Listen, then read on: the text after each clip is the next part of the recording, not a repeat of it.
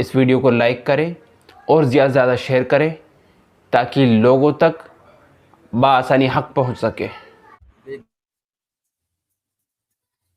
चलें,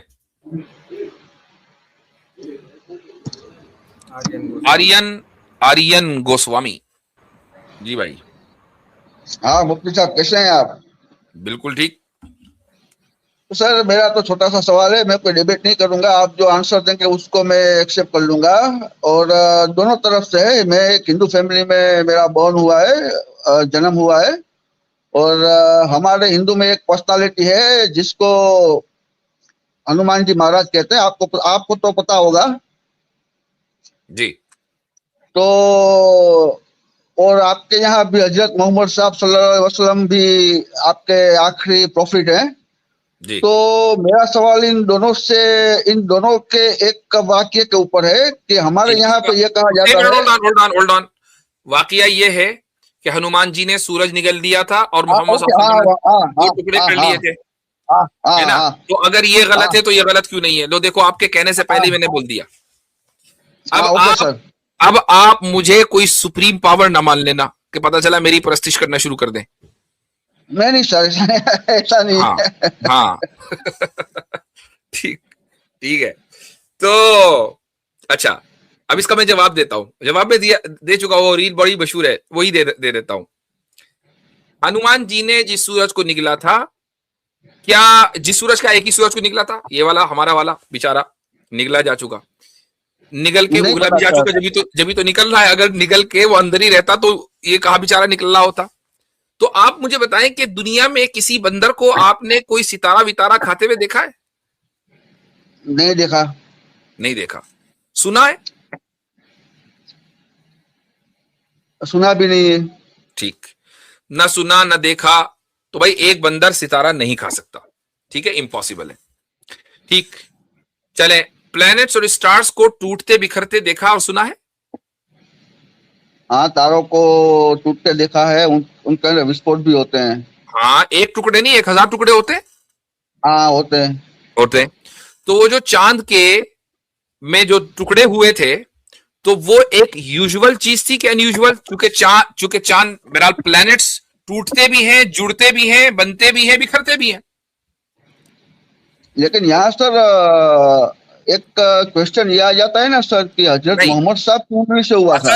असल बात यह है कि हजरत मोहम्मद सल्लल्लाहु अलैहि वसल्लम ने जो काम किया, क्या वो काम already as we are talking अभी नहीं हो रहा है? वो तो सर नेचर अपने आप पे उसमें गैस बन अपने आप जाता से। है या ये तो आपने बोला ना कि वो नेचर अपने आप से कर रहा है, वो भी तो नहीं खुदा नहीं, के हुक्म से हो रहा है। मैं ये बोल रहा हूँ जिसने सर। जिसने जिसने आपने बोला था, आप जो जवाब देंगे कबूल करूंगा मैं, तो अब आपको कबूल करना पड़ेगा। जो नेचर में आप देख रहे हैं या सुन रहे हैं, जिस वक्त हम गुफ्तगू कर रहे हैं, हजारों लाखों करोड़ों स्टार्स में टूट फूट बन रहे हैं, बिखर रहे हैं, टूट रहे हैं, जुड़ रहे हैं। ये काम नेचर खुद से नहीं कर रहा है, नेचर में हो रहा है। ये काम खुदा के हुक्म से हो रहा है। तो जो खुदा इस वक्त एक सितारे को तोड़कर जोड़ रहा है, उसी खुदा ने चांद को तोड़कर जोड़ा। मोहम्मद सल्लल्लाहु अलैहि वसल्लम ने खुद से कोई किया? हम क्या मानते हैं कि मोहम्मद सल्लल्लाहु अलैहि वसल्लम के हुक्म से और उनकी मर्जी से यह हुआ? अल्लाह ताला ने किया। हाँ, मोहम्मद सल्लल्लाहु अलैहि वसल्लम के कहने पर, यानी दरखास्त पर, दुआ पर किया अल्लाह ताला ने। काम अल्लाह का है, तो जिसने बनाया उसने किया, जिसने जोड़ा उसने तोड़ा, फिर उसने जोड़ा। हनुमान जी के बारे में आप मानते ही नहीं है कि हनुमान जी क्रिएटर है, तो पूरे सूरज को कैसे निगल लेंगे? आप ये कहते हैं कि अल्लाह ताला ने मोहम्मद साहब के जरिए ये किया? नहीं नहीं, मोहम्मद सल्लल्लाहु अलैहि वसल्लम ने दुआ मांगी, काम करने वाला, जोड़ने तोड़ने और जोड़ने वाला अल्लाह है। यह काम मोहम्मद सल्लल्लाहु अलैहि वसल्लम ने नहीं किया, हम नहीं मानते। हम ये कहते हैं कि मोहम्मद सल्लल्लाहु अलैहि वसल्लम के हाथ पर यह मौजज़ा हुआ, मौजज़ा का यानी ये मिरेकल हुआ। मिरेकल करने वाला अल्लाह ताला है। हाँ, तो मैं भी यही कह रहा हूँ ना सर कि हजरत मोहम्मद साहब द्वारा हुआ, उनके जरिए हुआ। जरिए का क्या मतलब हुआ? कि दुआ मांगी, उनके हाथ से, दुआ मांगी। उनके हाथ से हुआ ना। हाँ, हाथ का मतलब ये नहीं कि वो चांद पर गया और यूं कर दिया, ऐसा नहीं है। नहीं, ऐसा उन्होंने नहीं कह रहा दुआ हूँ। मांगी, उन्होंने दुआ मांगी, अल्लाह ताला ने हुक्म दिया, चांद स्प्लिट हुआ, उसके बाद जुड़ गया। अब किसी प्लेनेट का स्प्लिट होके जुड़ना या जुड़ के टूटना, ये यूजुअल काम है। जिस वक्त मैं आपसे बात कर रहा हूं उस वक्त भी हो रहा है। लेकिन किसी बंदर को आज तक आपने सूरज खाते हुए नहीं देखा होगा। सूरज क्या चलो पत्थर खाते भी नहीं देखा होगा। चलो ठीक है सर, आपने जो आंसर दिया मैं उसको एक्सेप्ट कर लेता हूँ। मैं आपके चले साथ ज्यादा डिबेट नहीं करूंगा। Okay sir. चले जी, ठीक। इसकी मिसाल आर्यन गोस्वामी साहब ये ले लीजिए कि कोई बंदा छत पे खड़ा है और आपसे कहा कि भाई ये जो तुम्हारे हाथ में गिलास है इसको मैं तब गिराऊंगा जब तुम मुझे इशारा करोगे। तो उसने इशारा किया, आपने गिलास गिरा दिया। अब गिराया गिलास आपने, तोड़ा, उसने सिर्फ इशारा किया, लेकिन दरख्वास्त की थी कि जब मैं इशारा करूंगा तब तोड़ना। तो काम किसी के जरिए नहीं हो बल्कि आप ही ने किया है खुद। गिलास उसने नहीं तोड़ा, सामने वाले ने। नहीं, आपने कहा ना परसेप्शन से, all knowledge come from perception. Perception तो है मौजूद। हाँ वही ना, मैं परसेप्शन जब करूंगा उसको तो अब एक रहता है अपना सिंटेक्स, एक रहता है सिमेंटिक्स। यानी जब मैं उसको देखूंगा तो अब मेरे परसेप्शन में तो आ गया वो। अब तो उसको इसका मतलब ये कि अगर उसका परसेप्शन कोई से, इस wording परसेप्शन से आपको नॉलेज हासिल नहीं हुई। अब आपको मजीद किसी और चीज की नहीं, जरूरत मैं है वही तो कह रहा हूँ नॉलेज हासिल करने के लिए। अभी तो हासिल नहीं हुई ना। नहीं, इसलिए तो मैं परसेप्शन को पहले डिफाइन कर रहा था ना। भाई परसेप्शन वाजह है कि आप अपने 5 सेंसेस में से किसी एक सेंस को इस्तेमाल करें। आपने सेंस ऑफ साइट को इस्तेमाल करके आपने हरी घास देख ली। आपको तो पता नहीं है कि हरा कलर कैसा होता है, या कोई हरा कलर कोई चीज ऐसी होती है कि जिसको हम हरा कहें, और घास क्या होती है। मैंने आपको हरी घास दिखाई। अब आप कैसे अंदाजा लगाएंगे कि ये हरा है और ये घास है? तो वही कह रहा हूँ मुफ्ती साहब, मैं परसेप्शन मेरे पास ये है कि सेंसेशन प्लस हमारी जो दिमाग की जो कंस्ट्रक्शन है उसको, उसके ऊपर जब वर्क करके प्रोसेसिंग करके दिमाग जो हमारा कुछ कंक्लूजन्स बनाता है, तो मैं इस दोनों के मेल को परसेप्शन कह रहा हूँ। नहीं, ये अपनी डेफिनेशन कर रहे हैं। आप क्यों कह रहे हैं? व्हाट डू यू मीन मैं कह रहा हूं? नहीं, मैं समझिए आप, मैं एक नया फिलोसोफर हूँ, उसके बेस पे बात नहीं है ना। आप हम क्यों समझे? हम तो पुरानी वाली फिलॉसफी चलेंगे। क्यों समझे हम नया फिलॉसफी? आप तो पुरानी वाली फिलॉसफी को नहीं मानते ना। नहीं, हम मानते। अच्छा भाई, अगले हमारे कॉलर हैं आलम स्केप्टिक। अगर आप वही हैं तो बड़े दिनों के बाद आए हैं। अस्सलाम वालेकुम मुफ्ती साहब। वालेकुम अस्सलाम। जी खैरियत से हैं मुफ्ती साहब? हाँ जी अल्हम्दुलिल्लाह। जी वही है ना, हमारी बात हुई थी ये कई मर्तबा ना। जी आपकी हमारी बात हुई थी बहुत बार। हाँ जी। तो हमारी बात ये वही तो नहीं, बहुत दिन पहले जो कैसर भाई के चैनल पे कह रहे थे मैं पंखा हूँ वगैरह? नहीं ये वो नहीं है। अच्छा, वो भी कोई स्केप्टिक ही थे। आपको तो नहीं है आलम भाई पंखे वाले? नहीं हाँ आप नहीं, अच्छी तरह पहचानते हैं मुफ्ती साहब मुझे। जी मैं पहचानता हूँ बिल्कुल। जी फरमाइए। तो मतलब हमारी बात हुई थी, एपिस्टेमोलॉजी तक बात हुई थी हमारी। हाँ। तो मैं चाह रहा था कि आपका और हमारा कुछ 1-on-1 डिस्कशन हो जाए इस पे। मैं चाहता हूँ कि मतलब अगर ऑनलाइन ही हो तो लोगों को भी मुस्तफीज होने में उसमें फ़ायदा होगा, मतलब उनकी भी अंडरस्टैंडिंग में इजाफा होगा। अगर आपकी अंडरस्टैंडिंग सही है तो उसमें भी अंडरस्टैंडिंग बढ़ेगी लोगों की। तो मैं चाहता हूँ कि एक लीनियरली एंड लॉजिकली एक डिस्कशन ऐसा आपसे बात हो सकती है। हाँ तो करिए। तो मतलब मेरा सवाल मतलब मैं एक प्रपोजिशन रखता हूँ मुफ्ती साहब, आप बताइए कि वो आपके हिसाब से सही है गलत है। मतलब आपके हिसाब से तो गलत ही होगा, तो आपको मतलब बताना है कि गलत क्यों है। वेट तो ये मेरा डबल प्रपोजिशन ये है कि ये कहाँ से आ रही है? ये आप ही की तरफ से आ रही है क्या? बैकग्राउंड से आवाज आ रही है। ये आलम भाई के बैकग्राउंड से आवाज आ रही। अच्छा हाँ मैं तो भाई यार बाहर था तो शायद आवाज आ रही है उसकी। अच्छा, 1 मिनट रुक जाए। जी आमिर भाई, अस्सलाम वालेकुम रहमतुल्लाह, क्या हाल चाल है? वालेकुम अस्सलाम व रहमतुल्लाहि व बरकातहू। हजरत आप सुनाएं, सब खैरियत? आसिम भाई, कॉलेज भाई, आतिफ भाई, आवाज ठीक आ रही मेरी? जी बिल्कुल आ रही है। आपको वेलकम बैक जी, माशाल्लाह। सबको सलाम, बहुत शुक्रिया हजरत। बारक। जी आलम भाई गो अहेड। हजरत ये आलम भाई वो हैं जो कह रहे थे कि ये बहुत पहले, बहुत को 1.5 साल पहले आपके साथ, मेरे साथ और कैसर भाई के साथ एक ही स्ट्रीम में बात हुई थी। मेरे चैनल पे वीडियो पड़ी है, उसमें इन्होंने जिक्र किया था कि मैं एक ऐसी किताब लेकर आऊंगा जिसमें कोई कॉन्ट्रडिक्शन नहीं है, तो आप उसको खुदा के मानेंगे। ये आज तक हम इंतजार कर रहे हैं। फिर जब इन्होंने कहा किताब, तो किताब से 2 पेज पर आए और 2 पेज से 1 पेज पर आए, और आज तक मैं इनको ढूंढता फिर रहा हूँ। तो आज तो यहाँ मिल गए, मुलाकात हो गई, टकरा गए। जी आलम भाई, कोई हाँ भाई किताब ये वगैरह चीज मुरत्तब कर पाए? जी जी। जी मुफ्ती साहब, मैं तो ये मतलब चाह रहा था कि आप इसका जवाब देंगे। मैं बोल रहा हूँ कि the only source of knowledge is perception. हाँ तो नहीं, वो कहीं आप इसको इग्नोर कर गए कॉन्ट्रडिक्ट हजरत। करें। हजरत देखा कितनी खूबसूरती से इग्नोर कर गए हैं, जी उन्हें जी जी। ध्यान ही नहीं दिया इधर। मैं तो हाँ ये चाह रहा हूँ। नहीं, आपसे आपसे जी। आमिर भाई आपसे बात करने नहीं आए ना हम, मुफ्ती साहब से नहीं नहीं, बात मैं तो करने आए। आपसे करने आया हूँ। मैं आपसे करने आया हूँ। मैं किस लिए आया हूँ यहाँ? मैं आपको देख कर आया हूँ। तो प्लेटफॉर्म मुफ्ती साहब का है। मैं अगर आपसे बात करना हो तो आपके नहीं प्लेटफॉर्म पे आता ना। तो नहीं, क्यों नहीं आते? यही तो सोच रहा हूँ कि मेरे प्लेटफॉर्म पे कम वक्त कोई नहीं आ रहा। ये तो बात है, इसीलिए तो मैं आपको ढूंढते यहाँ आ गया हूँ। दिक्कत ये है मेरा भाई। तो हमको थोड़ा फील भी हो ना, जेन्युइननेस फील भी हो। अब मुफ्ती साहब के ओ अंदर ओ ओ ओ जेन्युइननेस फील ओ होती है, इसलिए अच्छा आते हैं मुफ्ती अच्छा, साहब। जेन्युइननेस नहीं। एक डिमांड, एक मिनट मेरी बात सुने। एक डिमांड जो आपकी तरफ से क्लेम था, वो डिमांड करना आपसे, वो नॉन जेन्युइन हो गया, आर्टिफिशियल हो गया, वो जेन्युइन रहा ही नहीं है। क्या आपने नहीं कहा था मैं ले आऊंगा? तो क्या मेरा आपसे ये नहीं, डिमांड आप करना जेन्युइन नहीं है? नहीं, आपका नॉलेज एक तरफ है, लेकिन आपका जो रवैया है वो तो नहीं नहीं, लगता कि मेरी बात हो डिमांड नहीं नहीं सकती है। नहीं, फोकस मेरी डिमांड है। मेरे रवैये नहीं, को एक जब मिनट हम के लिए आपसे छोड़ दें। बात करते आप हैं तो बात आप मुफ्ती साहब उसको से ही निकाल देते हैं कीजिएगा। बीच में से। आप बात, मैं कब निकाल रहा हूं? मैं तो आपके पीछे आया हूं, आप नहीं आते मेरे पास। चले, मेरे ख्याल से मुख्तसरन इसका हल यही है ना कि आप ये जवाब तो दे दें कि भाई वो उस मुताबिक हुआ, वो आप उसको पूरा करेंगे या नहीं करेंगे? अगर वो रेडी हैं तो करेंगे। कौन रेडी है? रेडी तो ऑलरेडी आप हो मैं ना। तो आपके पास, आप कौन था? मैं तो नहीं आपके नहीं, सामने वो हूं। अगर ऑन सम अदर डे उसके उस पे अगर कुछ, अगर वो मुझे डेट देते हैं, कुछ वो ऐसा हो वो सकता है, नहीं तो वो उस पे अलग बात नहीं नहीं, करेंगे। वो सम अदर डे आ नहीं रहा। कम वक्त 2-2.5 साल के करीब होने वाला है। ये बड़ी दिक्कत है। और आप आए हैं मुफ्ती साहब के पास। तो अब आप टाइम दीजिए मुझे, मैं आ जाता हूँ। नहीं अभी, मैं तो अभी टाइम दे रहा हूँ। अभी मुझे कोई अगला टाइम अभी दे दे, फिर मुफ्ती साहब से बात कीजिएगा। मुझे एक डेट अभी दे दे कि मैं तब लेके आ रहा हूँ। हाँ वही कह रहे हैं, मतलब वही कह रहे हैं। बेगानी शादी में अब्दुल्ला दीवाना हो गया। बस नहीं क्या नहीं, अरे करें? भाई आलम भाई, एक डेट दे दीजिए ना कि अगले हफ्ते या 2 हफ्ते बाद एक डेट दे दें, और फिर आमिर भाई हाँ, की मुझे मैं आप, जिम्मेदारी। हाँ, आपके आपके डर मैं से वही और कह आपके मुहावरों से मुझे पता चल रहा है कि आप क्यों भाग रहे हैं। तो दे दें जवाब, जल्दी डेट दे दें जी। रहा। हाँ, अगले हफ्ते हो सकता है। मतलब आप बताइए कब स्ट्रीम करते हैं आप, मैं आ जाऊंगा। ठीक है, वेडनेसडे को मैं आपका वेट करूंगा। ठीक है, ओके मेरा भाई, thank you. Over Wednesday to मुफ्ती इवनिंग। साहब।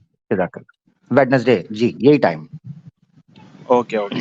वैसे कमाल बात यह है कि मुफ्ती साहब की स्ट्रीम में आप आए हैं और आपको मेरा याद नहीं है। खैर नो प्रॉब्लम, कोई हो सकता है जी मुफ्ती साहब जी। तो चले मुख्तसर बात कर लेते हैं। आलम भाई, आपका सवाल ये है कि परसेप्शन क्या कह रहे थे? मैं कह रहा हूँ perception is the only source of knowledge. ठीक, ये आपका एंड प्रोपोजिशन परसेप्शन, है। हाँ, और परसेप्शन का थोड़ा मैं डिफाइन कर देता हूँ। परसेप्शन इज डिफाइन करें। नहीं मतलब नहीं ए नहीं, कॉम्बिनेशन ऑफ डिफाइन नहीं करें, आप नॉलेज डिफाइन करें। नॉलेज। दैट नॉलेज वो है जो मतलब जो इंफॉर्मेशन हम गैदर करते हैं जी। परसेप्शन के थ्रू। नहीं, ये तो कोई डेफिनेशन ना हुई। एक आदमी आपको, अगर आपको एक आदमी ये कहे। नहीं नहीं, मैं अभी डिफाइन कर रहा हूँ ना, अभी रुकिए तो सही आप। जी जी जी, कंप्लीट कीजिए। कंप्लीट अभी डिफाइन नहीं किया मैंने। Knowledge, knowledge in the sense जो इंफॉर्मेशन हम परसेप्शन से गैदर करते हैं उसको हम मीनिंगफुल आउटकम उससे कुछ निकालते हैं, कुछ कंक्लूजन निकालते हैं। We make generalization out of that information. ये क्या बात हुई? मतलब ये किसने आपकी अपनी घर की बनाई हुई डेफिनेशन है, कहीं से पढ़कर आए हैं? ये इसका मतलब क्या है कि उसका कोई आउटकम निकालते हैं? बहुत सी इंफॉर्मेशन ऐसी होती है उसका कोई आउटकम नहीं निकलता। अब आप, नहीं, हाँ जी, for example knowledge in the sense, अब मुझे पता चला कि ये फूड है और इससे भूख मर जाती है, मतलब इससे मुझे मेरी भूख खत्म हो जाएगी इससे। ठीक, फिर तो मैंने परसेप्शन से जाना कि फर्स्ट मैंने जब उसको लोगों से सुना या मैंने खुद करके देखा तो इट वर्क्स। अगर आपने कोई ऐसी चीज देखी कि जो आपने कभी ना देखी हो, अब इससे क्या कंक्लूजन निकालेंगे? आपने जो ऐसी चीज देखी जो कभी ना देखी थी पहले, हाँ, तो वो न्यू इन्फॉर्मेशन हो गई ना, न्यू नॉलेज हो गई वो। तो ये न्यू नॉलेज हुई ना। अब मुझे नॉलेज की, आप मुझे नॉलेज को डिफाइन करें कि नॉलेज इसको कहते हैं। आप मुझे आइडेंटिफाई ना करें, मतलब डिफाइन करने, मुझे आइडेंटिफाई ऐसा करने में। मुझे हम्म मुझे ऐसा लग रहा है मुफ्ती साहब, आप कुछ एक नॉलेज, आपके अंदर एक कुछ नॉलेज का डेफिनेशन आप खुद लेके बैठे हैं, तो आप ही बता दीजिए। भाई मैं तो आपका शायद इंतजार मैं नहीं कर वही रहा, आप आएंगे और मुझसे सवाल नहीं करेंगे। मैं कोई आपका इंतजार में तो बैठा नहीं था यहाँ पर। आपने एक डिस्कशन शुरू किया और आपने कहा मैं परसेप्शन डिफाइन करूंगा। परसेप्शन डिफाइन करने की जरूरत नहीं है, आप डिफाइन करें नॉलेज के नॉलेज क्या है। मैं वो समझना चाहता हूं कि आप जिसको कहते हैं ना कि all knowledge come from perception, तो नॉलेज किसे कहते हैं, वो आप उसका जवाब नहीं दे रहे हैं। नॉलेज को तो मैंने डिफाइन किया ना मुफ्ती साहब, मैं बोल रहा हूँ the information we collect that we collect from perception. वो डेफिनेशन क्या एग्रीड अपॉन है? हाँ वो फिलोसोफर्स ने की है? क्या वो एपिस्टेमोलॉजिस्ट ने की है, या आपने अभी बनाई है? नहीं, आप कुछ भी समझ लीजिए उसको, आप उसको एग्री करते हैं तो एग्री कीजिए, नहीं तो नहीं करते हैं तो मत कीजिए, आपका बयान कीजिए फिर, ठीक है, उसके बेस पे हम Knowledge आगे बढ़ेंगे। कहते हैं आपके justified आपके आपके through आपके पास जो नॉलेज है, आपका मेरा जो नॉलेज का डेफिनेशन है, उसी के बेस पे आगे बढ़ते हैं। क्या मेरी आवाज दब रही है क्या?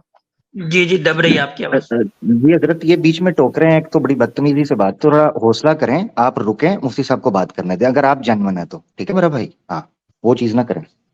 जी मुफ्ती एक साहब मिनट, आप बोलिए, मैं मैं माइक इनको थोड़ा सा जी, ये माइक जो है असल में मेरा मैं दूसरा इनको वाला। हाँ ये अच्छा, अब बोलें, अब आवाज ठीक है?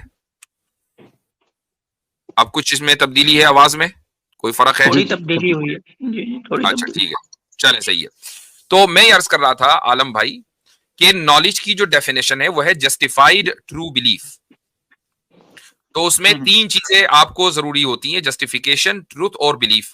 फिर आपको हर एक को डिफाइन करना पड़ता है कि जस्टिफिकेशन क्या है, ट्रूथ क्या है, बिलीफ क्या है, तब जाके आप नॉलेज को डिफाइन कर पाएंगे। अब अगर आप Correct. जस्टिफाइड ट्रू बिलीफ को मानते हैं कि ये नॉलेज है, तो फिर बात आगे बढ़ेगी। ओके ओके, अगर चलो यही मान लेते हैं कि जस्टिफाइड ट्रू बिलीफ है, तो what is justified and what is true and what is belief? मैं तो खुद ही कह रहा हूं कि आपको हर एक को डिफाइन करना पड़ेगा कि जस्टिफिकेशन क्या है, ट्रूथ क्या है, बिलीफ क्या है। तो आप ही के बेस पे करते हैं और आगे बढ़ते हैं। हाँ, तो ट्रूथ कहते हैं कि किसी चीज का रियलिटी के मुताबिक होना, ठीक है। और उसके अंदर भी बाय द वे बहुत ज्यादा कई सारी थ्योरीज हैं। I mean it's a very dry topic to be honest. हम इसके ऊपर बात करने को मिलेंगे 5 मिनट के अंदर लोग कहने लगे कि यार आगे बढ़ो। तो मैंने इसीलिए यही तो है ना, हाँ यही तो है ना, जब हम बुनियादी को अगर नहीं समझेंगे, बुनियादी हमारी ठीक नहीं होगी, तो हम उसके ऊपर जो इमारत कायम कर रहे हैं वो कहाँ से सही होगी? नहीं, हमारी इमारत तो बिल्कुल ठीक है, उसमें कोई डाउट नहीं है। आपकी इमारत का मसला हो रहा है असल में। मुफ्ती साहब देखें, अब आलम भाई आपको बेसिक डेफिनेशन जो नॉलेज की है वो नहीं पता था, और आप पूरी इमारत बनाकर आए थे एपिस्टेमोलॉजी पे बात करने के लिए। मैंने जो डेफिनेशन बनाई है, उसके डेफिनेशन के वो अंदर डेफिनेशन आपने अभी बनाई है। आई नो, वी नो कि आपने अभी डेफिनेशन बनाई है। Wait I am what I am saying, आपने जो जस्टिफाइड ट्रू बिलीफ को 3 वर्ड्स में डिस्क्राइब किया है, वो अगर आप एक ईच वर्ड को डिफाइन करने लगेंगे, तो मैं जो कंक्लूजन बोल रहा था वही उसका मतलब है। अच्छा एक बात बताएं, आप एक बात बताइए, आप मिसाल, मैं एक मिसाल देता हूँ, सिनेरियो देता हूँ। आप नॉर्थ पोल पे रहते हैं, आपने कभी साउथ पोल नहीं देखा, आपने कभी नॉर्थ पोल से आप बाहर नहीं निकले, आपने कभी ग्रास नहीं देखी, कभी हरा कलर नहीं देखा, आपने सिर्फ व्हाइट कलर देखा है। आपको पता भी नहीं है कि घास कैसी होती है, ठीक है। आपको ये नहीं पता कि ग्रीन कलर कैसा होता है, आपको कुछ नहीं पता इस ताल्लुक से, चूंकि आप हमेशा आपने वही आंखें खोली, आप पूरी जिंदगी वही रहे। अब मैं आपको एक हरी घास दिखा दूं और आपसे पूछूं कि ये क्या है, तो आपको मुझे बताइए कि क्या नॉलेज हासिल हुई? मुझे परसेप्शन हासिल हुई, मैं उसको नया वर्ड दे दूंगा, या फिर मैं उस वर्ड की तलाश करूंगा कि इसको क्या कहते हैं लोग। नहीं, आपने कहा ना परसेप्शन से, all knowledge come from perception, perception तो है मौजूद। हाँ वही ना, मैं परसेप्शन जब करूंगा उसको, तो अब एक रहता है अपना सिंटैक्स, एक रहता है सिमेंटिक्स, यानी जब मैं उसको देखूंगा तो अब मेरे परसेप्शन में तो आ गया वो, अब उसको तो इसका मतलब ये कि परसेप्शन से, इस परसेप्शन से आपको नॉलेज हासिल नहीं हुई। अब आपको मजीद किसी और चीज की जरूरत है तो नॉलेज हासिल करने के लिए, अभी तो हासिल नहीं हुई ना। नहीं, इसलिए तो मैं परसेप्शन को पहले डिफाइन कर रहा था ना। भाई परसेप्शन वाज़ेह है कि आप अपने 5 सेंसेस में से किसी एक सेंस को इस्तेमाल करें। आपने सेंस ऑफ साइट को इस्तेमाल करके आपने हरी घास देख ली, आपको तो पता नहीं है कि हरा कलर कैसा होता है, या कोई हरा कलर कोई चीज ऐसी होती है कि जिसको हम हरा कहें, और घास क्या होती है। मैंने आपको हरी घास दिखाई, अब आप कैसे अंदाजा लगाएंगे कि ये हरा है और ये घास है? तो वही कह रहा हूँ मुफ्ती साहब, मैं परसेप्शन मेरे पास ये है कि सेंसेशन प्लस हमारी जो दिमाग की जो कंस्ट्रक्शन है उसको, उसके ऊपर जब वर्क करके प्रोसेसिंग करके दिमाग जो हमारा कुछ कंक्लूजन्स बनाता है, तो मैं इस दोनों के मेल को परसेप्शन कह रहा हूँ।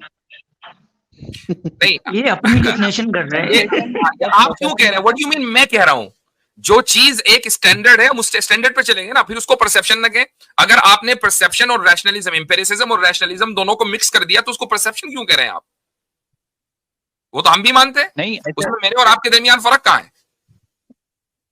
नहीं, मैं समझिए आप, मैं एक नया फिलोसोफर हूँ, उसके बेस पे बात नहीं कर नहीं रहा है हूँ। ना, आप हम क्यों समझे? हम तो पुरानी वाली फिलॉसफी में चलेंगे। क्यों समझे हम नया आप तो फिलॉसफर? पुरानी आप तो पुरानी वाली फिलोसफी को नहीं मानते ना। नहीं, हम मानते हैं, उसके अंदर इस्लाह करते हैं और उसको मानते हैं अगर कहीं काबिल इस्लाह कोई चीज होती है। अच्छा, तो वो चीज को क्या बुलाते हैं जिसके अंदर sensation plus processing of the brain है? कुछ भी हो, मेरे कहने मतलब ये, आपने कहा कि all knowledge come from perception, मैंने एक मिसाल दे दी, आप परसेप्शन मौजूद है और आपको नॉलेज हासिल नहीं हो रही है, इसका मतलब ये है कि ऑल नॉलेज डज और नॉट कम फ्रॉम परसेप्शन, साबित हो गया। और आपने और अगर मुफ्ती एक साहब, सुन लीजिए, hold on, all knowledge come for perception, ये एक यूनिवर्सल पॉजिटिव स्टेटमेंट है, और यूनिवर्सल पॉजिटिव स्टेटमेंट को गलत साबित करने के लिए एक पर्टिकुलर नेगेटिव स्टेटमेंट भी अगर मैं दे दूं तो साबित हो जाएगा। मैंने एक पर्टिकुलर नेगेटिव स्टेटमेंट दे दिया जिसको हम अरबी में सालिबा जुजिया बोलते हैं, वो मैंने दे दिया आपको कि इस पर्टिकुलर सिचुएशन में आपको नॉलेज हासिल नहीं हुई जबकि परसेप्शन मौजूद था, therefore all knowledge come from perception turned out to be false. नहीं, वो तो आपके हिसाब से हुआ ना, नॉलेज हासिल नहीं हुआ। मैं तो कह रहा हूँ नॉलेज हासिल हुआ। नहीं हासिल हुई ना, आप खुद ही कह रहे हैं कि अब मैं ये करूंगा, मैं वो करूंगा। भाई परसेप्शन के बाद नॉलेज हासिल होनी चाहिए, इधर उधर कुछ करने नहीं की वो तो जरूरत नहीं मुफ्ती साहब, वो सेंसेशन हुआ ना सिर्फ। मॉडस पोनेंस समझते हैं किसे कहते हैं? जी मॉडस पोनेंस समझते हैं किसे कहते हैं? नहीं नहीं समझते। कयास इस्तिस्नाई समझते हैं किसे कहते हैं? नहीं नहीं समझ, तो फिर मतलब how do I debate with you अगर आपको बेसिक्स नहीं पता? अच्छा, मैं इसलिए तो कहता हूं कि मतलब भाई आपके तू साथ ना डिबेट करना है तो आपके साथ अगर डिबेट करना है तो एक परफेक्ट फिलोसोफर होना चाहिए। जी अच्छा ठीक है मुफ्ती साहब, अगर ऐसा है तो। जी हाँ, शुक्रिया बहुत बहुत। इसीलिए मैं कहता हूं कि आप पर्सनल मुझसे बात कर लें, मुझसे पर्सनल बात करेंगे तो पब्लिक का टाइम वेस्ट नहीं होगा। पब्लिक का टाइम वेस्ट हो रहा है, किसी के समझ में नहीं आ रहा कि बात क्या हो रही है। तो हम जब हम फिलोसफी पर बात करते हैं तो ऑब्वियसली बात है कि फिलोसॉफिकल टर्मिनोलॉजी का हम इस्तेमाल करेंगे। अब आपको फिलोसॉफिकल टर्मिनोलॉजी का पता नहीं है, अपनी फिलोसफी आप घर से बनाकर ला रहे हैं, तो इस तरह कोई बात होती है? इस तरह तो टाइम घर वेस्ट से हो रहा है। बना नहीं, वी आर आपने खुद ही कहा, आपने खुद ही अभी आपने कहा कि एक नया फिलोसोफर आपके सामने आया, क्यों आया है? पुरानी फिलोसफी को कहां दफन करके आया वो? नहीं, फिलोसफी के बेस पे क्यों बात करें हम? मेरे अभी नॉलेज, तो मेरी वो भाई अंडरस्टैंडिंग के बेस पे बात करते हैं ना। एपिस्टेमोलॉजी फिलोसफी की ब्रांच है मेरे भाई, आपको अगर इतना नहीं पता तो फिर क्यों बात करूं मैं आपसे? एपिस्टेमोलॉजी ब्रांच है क्योंकि मुझे आपको और बात समझाना आपको है। करनी है एपिस्टेमोलॉजी पर। नहीं, आपको आपका मकसद कोई फिलोसोफर को ढूंढना है या किसी को समझाना है? मैं इसीलिए कह रहा हूं कि आप पहले पढ़ लें। ये सबको हजरत जज करने के लिए आया है। ये जी, अकेला सिर्फ जेन्युइन आदमी है, बाकी सारे नॉन जेन्युइन है। आपके लिए राइट आपके लिए मेरा मशवरा ये है कि आप आमिर भाई का जो चैलेंज है ना उसको करें पूरा, अगले हफ्ते पहुंच जाइएगा, ठीक है? उसमें टाइम लगाएं, इससे कोई फायदा नहीं है। नहीं, मुफ्ती साहब, you need to know the basics. Philosophy की जब आप बेसिक्स पता चल जाएगी तो इंशाल्लाह फिर हमसे गुफ्तगू करें, ठीक है? हम बात सही करेंगे। है, सही है। चलें। ठीक है, आज जरा वेडनेसडे को मेरा भाई, बात शाबाश 9 बजे। परसेप्शन की हो रही है। हाँ अच्छा, कह रहे हैं कि आप बात परसेप्शन की हो रही है। आप समझाएंगे कि हम तो समझ नहीं आए क्या? तो मुफ्ती साहब जो समझा रहे हैं वो समझ ही नहीं रहे और कह भी रहे साथ में कि तो समझाएंगे या फिलोसफर देखेंगे। समझने वाला एटलीस्ट आर्ग्यूमेंट तो पूरा होने देना। मैं तब से ये चीज नोट कर रहा हूँ कि चलो मुझे तो तुमने कह दिया कि भाई साइड पे कर दो, कम से कम जिनसे बात सीखना चाह रहे हो, जिनको करना चाह रहे हो, उन्हीं के लिए respect towards that particular person वो तो शो करो कि आप उनको सुनो तो सही। बदतमीजी कर रहा था आदमी, यानी इसका मतलब खुद जेन्युइन नहीं। आप हिंदू है मेरे भाई? मैं एग्नोस्टिक समझ लीजिए आप। हिंदू था लेकिन अब नहीं हूँ, एग्नोस्टिक हूँ मैं।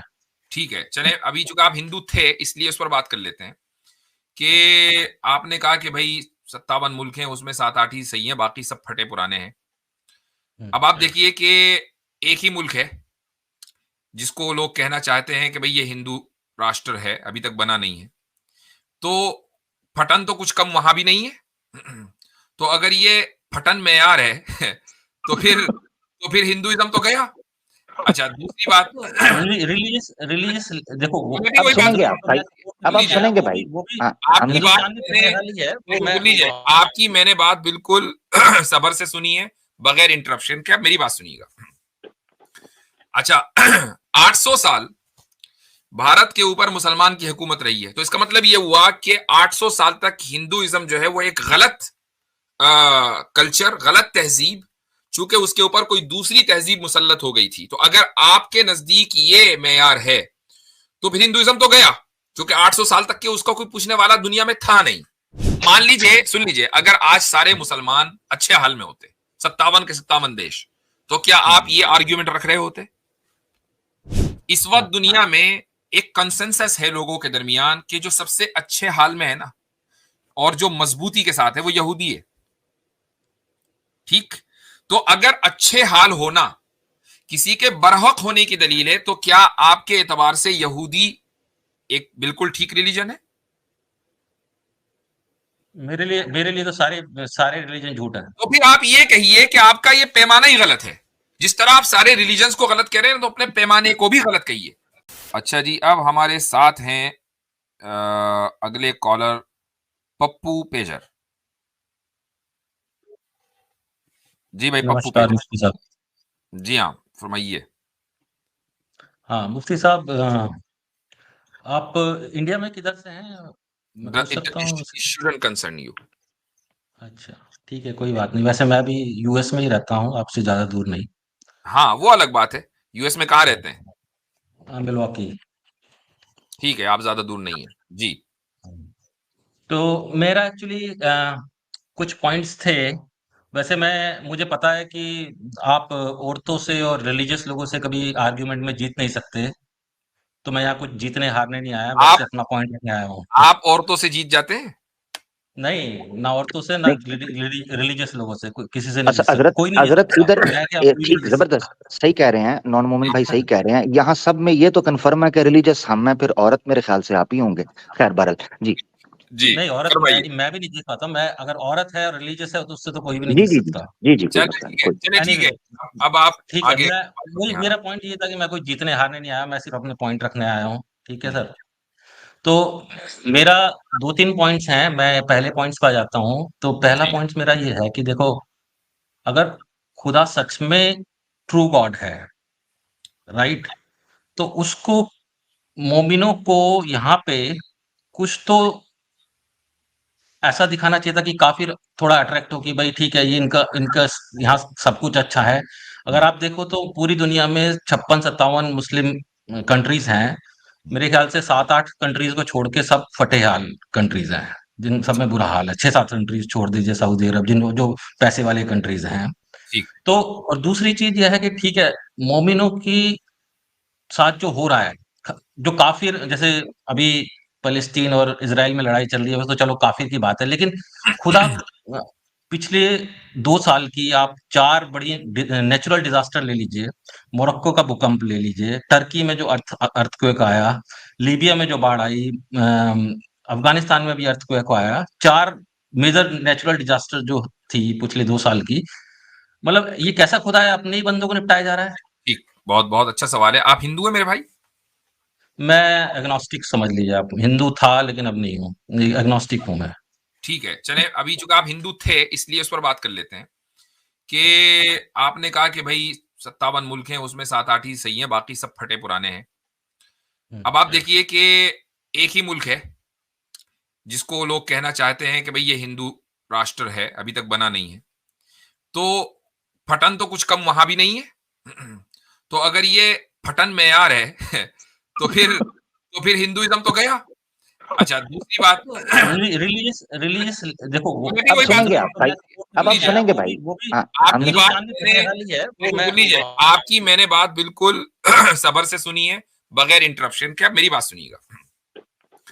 अच्छा, 800 साल भारत के ऊपर मुसलमान की हुकूमत रही है, तो इसका मतलब यह हुआ कि 800 साल तक हिंदुइज्म जो है वो एक गलत कल्चर, गलत तहजीब, चूंकि उसके ऊपर कोई दूसरी तहजीब मुसल्लत हो गई थी। तो अगर आपके नजदीक ये मेयार है तो फिर हिंदुइज्म तो गया, क्योंकि 800 साल तक के उसका कोई पूछने वाला दुनिया में था नहीं।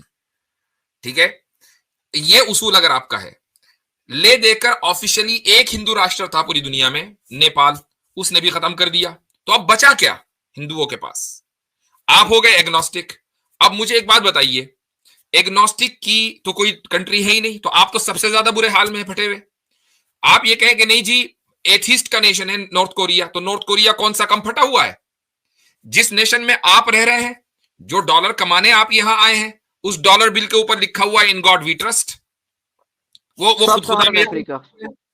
तो अब मुझे बताइए कि क्या आपने उस डॉलर की चमक देखकर उस खुदा पर ईमान आप ले आए? क्यों आप अभी तक एग्नोस्टिक हैं और क्रिश्चियन बनकर आपने खुदा के सामने सर नहीं झुकाया? चर्च में क्यों नहीं जाना शुरू किया? अगर ये मैयार है, क्योंकि यहां तो कोई फटन वटन हमें नजर नहीं आ रही है, अगर ये मैयार है तो जी। नहीं, देखो, हिंदू हो या नॉर्थ कोरिया एग्नोस्टिक, वो तो काफिर हैं, उनका बुरा हाल होगा, वो तो चलो समझ में आता है कि कल खुदा तो हम उनका बुरा आपके हाल मैयार करेगा। की बात कर रहे हैं ना, हमारा तो मैयार ये है ही नहीं ना। अगर हम ये दावा करते कि भाई अगर कोई मुसलमान होगा तो मुसलमान होते ही वो एकदम मिलियनर बन जाएगा, इलॉन मस्क उसके यहाँ जो है टॉयलेट साफ करेगा, अगर हमारा ये दावा होता तो चलो भाई ठीक है, मान लेते। हमारा ये दावा ही नहीं है। हमारा दावा यह है कि कुरान करीम में अल्लाह ताला ये फरमाता है कि वलनबलुवन्नकुम बिशैइन मिनल खौफि वल जुइ व नक्सिन मिनल अमवाल। इसका मतलब यह है कि हम तुम्हें हर हाल में आजमाएंगे, और वो आजमाइश किस तरीके से होगी? वो आजमाइश होगी लॉस ऑफ लाइफ के जरिए, और इसी तरीके से लॉस ऑफ प्रॉपर्टी के जरिए, भूखमरी, ये सारी चीजें होंगी तुम्हारे ऊपर। और उसके बाद अल्लाह ताला फरमाता है कि वो बश्शिरिस साबिरीन, के इन हालात में जो लोग सब्र करें तो उन सब्र करने वालों को तुम ग्लैड टाइडिंग है उनके लिए, नहीं बशारत है उनके लिए। तो हमारा तो ये पैमाना है ही नहीं। अगर ये पैमाना होता तो इस वक्त दुनिया में कोई भी मुसलमान ना होता। जो सख्त हालात मुसलमानों के ऊपर आए हैं, जिस तरीके से सोने को सोना बनने के लिए थोड़ा तपना पड़ता है, इसीलिए एक ईमान को अल्लाह की निगाह में कबूल होने के लिए तपना पड़ता है, यानी थोड़ा झेलना पड़ता है। अगर ये बात है तो 1000 साल तक के मुस्लिम जो सिविलाइजेशन है, इस्लामिक सिविलाइजेशन, वो स्पेन से लेकर मलेशिया तक के फैली हुई थी। तो क्या हम समझे कि उस जमाने में इस्लाम बिल्कुल बरहक था? अगर ये आपका मेयार है तो मैं आपके मेयार पर क्वेश्चन उठा रहा हूं, ये मेयार गलत है। नहीं, मेरा मयार ये है कि कोई भी ट्रू गॉड नहीं है, तो सबके हालात बराबर है, सब बराबर है। किसके साथ क्या हो रहा है उससे कोई मैटर नहीं, रिलीजन मैटर नहीं करता। कोई फटे हाल है, अमीर है, उसका रिलीजन से कोई ताल्लुक नहीं है। ये आपका मेयार, ये आपका मेयार जो भी- इसलिए गलत है, ये आपका बहुत सब्जेक्टिव मेयार है। ये मुफ्ती सब्जेक्टिव साहब, मैं इनसे एक बात पूछना चाहता हूँ। जी, तो गोया कि आप ये कह रहे हैं नॉन मोमिन साहब कि जिसका फटा हाल नहीं है तो गोया कि उसका बिलीफ सही होगा? नहीं, नहीं, नहीं, मेरा कहने का मतलब ये है, नहीं, आपके कहने का यही मतलब है ना कि मुस्लिम हैं, हिंदू हैं, ईसाई हैं, क्रिश्चियन हैं, सबके फटे हाल हैं, तो इन सब का खुदा झूठा है क्योंकि ये सब फटे हाल हैं। तो जो सही हाल होगा उसका खुदा दुरुस्त होगा। नहीं, नहीं, ये नहीं कहा मैंने, ये नहीं कहा। मेरा तो क्या कह रहे हैं? यही मतलब हुआ ना उसका। मान लीजिए, सुन लीजिए, अगर आज सारे मुसलमान अच्छे हाल में होते, 57 के 57 देश, तो क्या आप ये आर्ग्यूमेंट रख रहे होते? नहीं, देखो, अगर आप ये दावा कर रहे हैं कि खुदा ट्रू गॉड है, राइट? मैंने आपसे एक सवाल किया, उसका जवाब दीजिए। अगर आज 57 कंट्रीज सारे के सारे सही होते, क्या आपका ये आर्ग्यूमेंट होता? हाँ, बिल्कुल। अगर खुदा अपने बंदों को अपना बंदा मानता है तो उनको अच्छे से रखे तो भी, फिर ये राइट? आर्ग्यूमेंट ना होता ना, है ना? हाँ, जी, अब आसिम भाई बोलें, अब इनका यही आर्ग्यूमेंट है जी। तो वही मैं कह रहा हूँ नॉन मोमिन साहब कि जो अच्छे हाल में हैं तो गोया कि उनका बिलीफ सही है, तभी तो वो अच्छे हाल में ना। आपका यही कहना है कि ये लोग फटे हाल है तो इनका बिलीफ सही नहीं हो सकता क्योंकि ये फटे हाल है। अगर इनका बिलीफ सही होता है, इनका खुदा सही होता है तो ये फटे हाल नहीं होते। तो गोया कि दुनिया में जो लोग सही हाल है तो उनका खुदा दुरुस्त है, उनका बिलीफ दुरुस्त है जी, क्योंकि वो तो फटे हाल नहीं है ना, तो फिर उनका सही है ना। बिल्कुल उनका सही है। इनके पैमाने, इनका जो पैमाना है वो यही है। अब हम आगे की बात करें जी। आसिम भाई कैरी ऑन। तो भाई एलन मस्क तो दुनिया का सबसे अमीर आदमी है, जेफ बेजोस दुनिया का सबसे अमीर आदमी है, जकरबर्ग जो है वो भी रिचेस्ट पर्सन है, बहुत बढ़िया से रहता है, कितने बिलियंस एंड बिलियन इन्वेस्टमेंट है, कितने प्रोजेक्ट चल रहे हैं। तो गोया कि इन सब के बिलीफ सही होंगे आपका जो मेयार है उसके हिसाब से? नहीं, मैं इससे आगे बढ़कर एक बात कहना चाहूंगा नॉन मोमिन साहब। इस वक्त दुनिया में एक कंसेंसस है लोगों के दरमियान कि जो सबसे अच्छे हाल में है ना और जो मजबूती के साथ है वो यहूदी है। ठीक, तो अगर अच्छे हाल होना किसी के बरहक होने की दलील है, तो क्या आपके एतबार से यहूदी एक बिल्कुल ठीक रिलीजन है? मेरे लिए तो सारे रिलीजन झूठ है। तो फिर आप ये कहिए कि आपका ये पैमाना ही गलत है। जिस तरह आप सारे रिलीजन्स को गलत कह रहे हैं, तो अपने पैमाने को भी गलत कहिए। नहीं, वो पैसे से नहीं तोल रहा हूँ उनको, ये नहीं कह रहा कि जो ज्यादा अमीर होगा वो उसका रिलीजन सच्चा होगा। मैं कह रहा हूँ कैसे कि ये जो इन्होंने खुश अजीब कहा होगा, है। खुशी, मैं happiness is बड़ी separate खामोशी thing से बात, and money भाई is एक मिनट separate सुनिएगा, thing। भाई एक मिनट हाँ, money सुनिएगा। cannot buy मैं happiness। बड़ी हाँ, खामोशी से बात सुन रहा था। ये जो आपने अभी जुमला बोला, ये तो आपने अपनी पिछली पूरी गुफ्तगू के ऊपर पानी फेर दिया भाई। जी। आप बोल रहे हैं मैं तो सब रिलीजन को गलत कहता हूँ, तो मेयार किस बुनियाद पर आपने बनाया भाई मेरे? वो जो जितने भी मालदार हैं वो भी गलत नहीं होंगे आपके नजदीक? तो ये क्या बात है? यही चीज अगर मैं आप क्रिश्चियंस को बोलूंगा, यही चीज मैं हिंदुओं को भी बोलूंगा, यही चीज मैं बुद्धिस्ट सबको बोलूंगा ओ भाई कि अगर आपका मेयार तुम्हारा गलत है, गॉड आप सबको ट्रू है बोलो। तो आपके तुम्हारे सबके आग बोलने से नहीं फूटे बात होने हो रही। चाहिए, फर्क समझें, उनके आग फटे आग। फर्क समझें भाई फर्क समझें, फर्क समझें। आपके एक पागल, मैं आपको नहीं बोल रहा, ठीक है, चले कोई अच्छी मिसाल ताकि आपको बुरा ना लगे। एक बंदा जो गलत बात कर रहा है, वो चाहे सबके साथ गलत बात करे, बात तो गलत गलत रहेगी। आपका ये कहना कि मैं हिंदुओं को भी बोल दूंगा ये बात, ईसाइयों को भी बोलूंगा, भाई आपका असूल गलत है। आपने जो भी बात की है, आप तो सबको जब गलत मान चुके हैं, तो कोई कितना ही पैसे वाला क्यों ना हो, आपका म्यार तो आप रिजेक्ट कर चुके हैं। मैं तो हैरान हूं इस चीज पर। आप वाकई सिंसियर हैं तो आप खुद सोचें आपने असूल क्या बनाया है। तो ये बताइए, फिर ये नेचुरल डिजास्टर में मोमिनों को ही क्यों निपटाया जा रहा है खुदा? Very good. आपने उसका जवाब नेचुरल दे दिया। हजरत तो बयान कर चुके हैं हमारे नजदीक। आसिम भाई कुछ बोलने लगे थे। आसिम भाई आप बोल रहे हैं। लेकिन यस, मुफ्ती साहब ने बोला कि आजमाइश करेंगे। जो आदमी मर गया उसकी आजमाइश कैसे हो पाएगी? अब वो तो मर ही गया बेचारा, बच्चे छोटे छोटे बच्चे मर गए। सुन ले आसिम भाई कुछ जी, बोलने आसिम लगे भाई। उनकी सुन ले। जी। एक तो ये फैक्चुअली रॉन्ग है कि कह रहे हैं कि सिर्फ मोमिनों को निपटाया जा रहा है। भाई दुनिया में हर जगह जलजले आ रहे हैं, सिर्फ तुर्की और अफगानिस्तान में जलजले नहीं आ रहे, इराक में जलजले नहीं आ रहे, अभी ऑस्ट्रेलिया में भी जलजले आ रहे हैं। नहीं, अभी कनाडा में जो आग लगी थी मुफ्ती साहब, कितनी बड़ी थी वो। उस आग का असर मेरे भाई नॉन मोमिन साहब, उस आग का असर जो है वो आपके घर तक था, मिलवॉकी तक था। हजरत ये कैसा निपटाया, कैसा निपटाया जा रहा है कि फास्टेस्ट ग्रोइंग रिलीजन स्टैट्स तो रिसर्च सर्वे ये बता रहे हैं, बड़ा जबरदस्त निपटाना है। अच्छा नहीं, एक मिनट, आपको मुझे नेचुरल डिजास्टर की कैटरीना याद है? हाँ, कैटरीना याद है। अफगानिस्तान में तो नहीं आया था, या पाकिस्तान में आ गया था? देखो वो तो काफिर मुल्क में आया था, काफिरों का मरना तो समझ में आता है कि चलो ठीक है। इसका मतलब क्या हुआ? इसका मतलब ये हुआ कि जो नेचर है ना, इसका मतलब ये हुआ कि जो नेचर है, मैं अब आपका फार्मूला ठीक कर रहा हूं बकौल आमिर भाई के, जो नेचर है वो अपना काम करेगा। उसको जहां भी अब टेक्टोनिक प्लेट्स हैं, वो जहां पर भी उनमें इंटरप्शन होना है वो होगा। इट डजंट मैटर कि ऊपर कौन रह रहा है, मुसलमान रह रहा है कि काफिर रह रहा है, जो नेचर है वो अपना काम करेगा, खुदा के हुक्म से काम करेगा। जो आप पैमाना है ना, वो पैमाना ये नहीं है कि कौन परेशानी में है और कौन परेशानी में नहीं है, क्योंकि जिन लोगों को आप आज परेशानी में देख रहे हैं, कल वो परेशानी में नहीं थे। जिन लोगों को आप अच्छाई में देख रहे हैं, आप बहुत अच्छा देख रहे हैं, वो कल परेशानी में थे। ठीक है, तो ये पैमाना नहीं है, चीजें बदलती रहती हैं। पैमाना ये है कि जो आपको मजहब पैगाम दे रहा है वो क्या दे रहा है, अच्छाई का दे रहा है, अच्छाई का नहीं दे रहा है, ये पैमाना होना चाहिए। आप उसके ऊपर क्वेश्चन उठा सकते हैं कि भाई मुफ्ती साहब आपके इनमें फला जो हुक्म है वो अच्छा नहीं है, हम उससे बेहतर हमारे पास है। हाँ, इस पर बात करें तो समझ में आती है। ये पैमाना आप पता नहीं कहां से ढूंढ कर लेकर आए हैं। मुफ्ती साहब अब मैं इनसे थोड़ा सा इनके इसको रिवायर करना चाहूंगा कि आपने बोला कि भाई अच्छे हालत और फटे हालत को आपने मेयार बनाया, तो क्या आप अच्छे हालत में जाने के लिए किसी इंसान को इमोरलिटी की तरफ जाना दुरुस्त करार देंगे? मिसाल के तौर पे समझेंगे कोई इंसान जो है वो 1 बिलियन की डकैती करके बहुत अच्छे हाल में जा सकता है, तो उसके इस अच्छे हाल में जाने की वजह से उसको बोलेंगे कि वो डकैती करे और अच्छे हाल में चला जाए? वो बुरे हाल में भी जा सकता है, वो जेल भी जा सकता है। बुरे हाल में तो रिस्क है ना उसमें तो।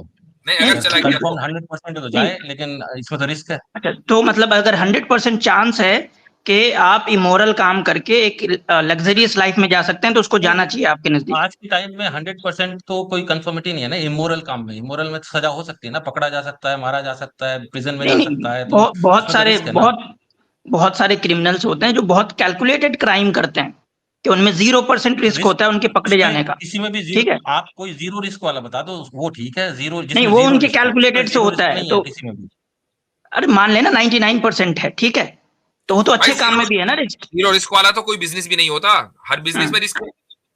अरे रिस्क तो में पैसा लूज करना वो नहीं रिस्क नहीं, अलग नॉन है, मुस्लिम प्रिजन नॉन में जाना नॉन अलग मोमिन चीज है। साहब, आपसे सवाल यह है कि कोई इंसान जो है कि उसको पूरा जन्ने गालिब हो, मतलब कि एकदम ये हो कि बहुत कम रिस्क है, मैं ये काम करूंगा और मैं एकदम आराम से जो है लग्जरियस लाइफ जी सकता हूँ, तो क्या उसको अपनाना चाहिए ये वे ऑफ लाइफ? भाई वो तो उसकी मर्जी है, अब उसमें मैं क्या बोलूँ, वो नहीं नहीं, उसकी आप इच्छा क्या है कि कहेंगे? जाना आपका चाहे ना जाना आपका इस चाहे। पे क्या सोचना है कि इंसान को चोरी डकैती करके, और लोगों, मान लीजिए कि गांव में हमारे यहाँ इंडिया में ना बहुत सारे होते हैं बड़े लोग इस तरह से जो दबा देते हैं छोटों को, कमजोर लोगों को। अब जाए मुखिया लोग कितना चीटिंग कर रहे हैं, सरपंच लोग कितना चीटिंग कर रहे हैं, बड़े बड़े स्कूल्स में कुछ नहीं हो रहा है, क्या आप इसको कहते हैं कि वो अपनी लग्जरियस लाइफ के लिए ठीक है, जो प्रधानमंत्री आवास योजना है वो हड़प कर जाओ भाई, और जो है तुम करोड़पति बन जाओ, कोई दिक्कत नहीं है? विल यू नहीं, वो सपोर्ट तो दैट गलत काइंड है, ऑफ वो थिंकिंग? गलत है, मैं कहाँ सब नहीं, मैंने क्यों कब क्यों? कहा वो कि तो भाई लग्जरियस लाइफ की तरफ जा रहा है ना, तो आप उसको कैसे गलत कह रहे हैं? आपके नजदीक तो मेयार यही है कि इंसान वो अच्छा है जो लग्जरियस लाइफ में है। नहीं, मैंने ये नहीं कहा अच्छा है, मैं मेरा पॉइंट ये है कि खुदा को अपने मोमिनों को अच्छे से तो रखना चाहिए, बस ये पॉइंट है। जो अच्छे से जी रहा है ये वो आपने वो अच्छा सही है, है। अपने कहाँ लिए से जी निकाला? रहा। यही तो सवाल है हमारा। क्या खुदा ने ऐसा कहा? नहीं कहा। खुदा तो कह रहा है कि मैं इम्तिहान लूंगा तुम्हारा। अगर खुदा कहता तब भी इम्तिहान बात नहीं। ये इम्तिहान उसूल जिंदा कहां से रहेगा तो निकाला होगा ना, आपने? जिसको ये रिप्लाई दिया तो उसूल उसका आपने इम्तिहान। ये उसूल आपने कहां से निकाला? देखें, अगर ऐसा होता ना कि मुसलमान हमेशा से सुपीरियर रहते, क्यों भाई? वो तो मुसलमान है, और जो भी काफिर है वो इस्लाम कबूल करते ही एकदम सुपीरियर बन जाता, हर एतबार से लग्जरी बन जाता। मुझे बताइए कि क्या आप आज एग्नोस्टिक रहते? आप भी इधर ही आ चुके होते भाई। हाँ, क्योंकि वही वही वही अगर आप डॉलर के चक्कर में इंडिया छोड़कर मिल्वॉकी बैठे हैं, अपने रिश्तेदारों को छोड़कर, अपना मुल्क छोड़कर, जिसको आप क्या कहना चाहिए, अपनी माता मानते हैं, उस सरजमीन को छोड़कर आप यहां बैठे हैं अमेरिका में, क्यों? पैसे की वजह से। क्यों? लग्जरी लाइफ की वजह से, लाइफ स्टाइल की वजह से। तो अगर ऑब्जेक्टिवली तमाम मुसलमानों का इसलिए कि वो मुसलमान हैं लाइफ स्टाइल बेस्ट होता, बेस्ट ऑफ द बेस्ट होता पूरी दुनिया में, तो आज आप भी मुसलमान होते। लिहाजा कोई भी दुनिया के अंदर काफिर ना होता, सारी दुनिया के अंदर सारे मुसलमान होते, और इसी को कहा जाता है यूटोपिया, और यूटोपिया पॉसिबल नहीं है जी। अच्छा ठीक है, चलो मेरे दूसरे पॉइंट्स पे चल लेते हैं। इस पर हो गया एक तसल्ली? मिनट मुफ्ती साहब, हाँ। मैं एक कमेंट करना चाहूंगा अपने ऑडियंस के लिए कि जी। ये वो सोच है जो मादी सोच है, जो मेटेरियलिस्टिक सोच है, that is the problem for the human kind. ये पूरी इंसानियत के लिए मेटेरियलिस्टिक, ये आपके लिए भी नॉन मोमिन भाई, ये वो सोच है जो इंसान को गलत और सही के बीच की हर दीवार को खत्म कर देता है, और फिर इंसान लग्जरियस लाइफ जीने के लिए कुछ से कुछ करता है, कोई नीरव मोदी बन जाता है तो कोई कुछ बन जाता है। ठीक है नॉन मोमिन साहब, तो अपने सक्सेस के डिफिनेशन को बदलिए। Luxurious life is not a success life. Moral life is a success life. And morality mean Islam only. नहीं, ठीक है? मॉरलिटी में भी आप देखिए ना, जैसे आप बोलते हो कि चलें अब आप चाहे आप दूसरे कुछ भी सवाल कर की लें। तरफ आ जाएंगे। ये मेरा जो कमेंट था हाँ। वो मेरे ऑडियंस के लिए। तो इस वीडियो को लाइक करें और ज़्यादा से ज़्यादा शेयर करें ताकि लोगों तक हक पहुंच सके। إن القرآن لنور يتفجر في جنباتي يرفعني عند مليك الخلق لأعلى الدرجات. إن القرآن لنور يتفجر في جنباتي يرفعني عند مليك الخلق لأعلى الدرجات.